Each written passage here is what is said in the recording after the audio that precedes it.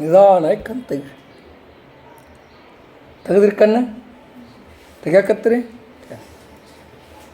ಈಗ ನೀವು ಕಣ್ಣು ಮುಚ್ಚಿದ್ರಿ, ನಿಮ್ಮ ಮುಂದೆ ಬರಬೇಕಾಗಿದ್ದೇನು? ಕತ್ಲು ಬರಬೇಕಾಗಿತ್ತು. ಆದ್ರೆ ಅವಾಗ ಬೆಳಕು ಬಂತೋ ಇಲ್ಲೋ ಮೊದಲು ಅದನ್ನ ಹೇಳ್ರಿ. ಬಂತ? ಅಂದ್ರೆ ದೀಪವಿಲ್ಲದೆ ಬಂದಂಥ ಬೆಳಕು, ಸೂರ್ಯ ಇಲ್ಲದೆ ಬಂದಂಥ ಬೆಳಕು. ನಾವು ಕಣ್ಣು ಮುಚ್ಚಿದ್ದು ಕತ್ತಲನ್ನು ಬಯಸಾಕ, ಆರು ಬಂದಿದ್ದೇನು ಬೆಳಕು. ಅದಕ್ಕೆ ಹೇಳ್ತಾನ, ಗುರು ಉಪದೇಶವೆಂದರೆ ಪಂಜು ಇಲ್ಲದೆ ಬೆಳಗುವ ಬೆಳಕು.